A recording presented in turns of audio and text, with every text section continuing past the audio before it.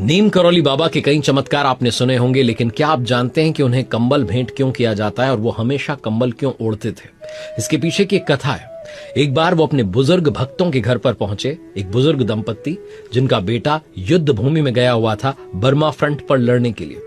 उस रात्रि में बाबा जी ने कहा कि हम आपके घर पर ही विश्राम करेंगे। गरीब बुजुर्ग दंपत्ति थे, वो चिंता में पड़ गए कि बाबा जी का सत्कार कैसे करें। बाबा जी ने कहा कि जो कुछ है वही काफी है, दाल रोटी खा करके हम यहाँ पर विश्राम करेंगे। बाबा जी जब रात्रि विश्राम के लिए वहां लेटे तो बुजुर्ग दंपत्ति ने उन्हें कंबल ओढ़ने के लिए दे दिया। वो बुजुर्ग दंपत्ति कहते हैं कि पूरी रात बाबा जी दर्द से कराहते रहे, ऐसा लगा कि कोई उन्हें चोट पहुंचाने की कोशिश कर रहा है। हम चाह करके भी कुछ मदद नहीं कर पाए। सुबह जब हुई तो बाबा जी ने कहा कि एक कंबल ले जाओ और जाकर के गंगा जी में प्रवाहित कर दो, इसको खोलना मत। जब उस कंबल को गंगा जी की ओर लेकर के जाने लगे तो कंबल भारी हो गया, ऐसा लगा कि कोई लोहे का सामान उसके अंदर है। उन्होंने जाकर के, क्योंकि आदेश था, देखा नहीं, बस चुपचाप प्रवाहित कर दिया। 1 महीने बाद उनका बेटा युद्ध भूमि से लौटा और कहने लगा कि मेरे बाकी जो साथी थे सब मर गए। जिस दिन युद्ध हो रहा था सिर्फ अकेला मैं बचा। गोलीबारी जमकर हो रही थी लेकिन कोई भी गोली मुझे छू नहीं पाई।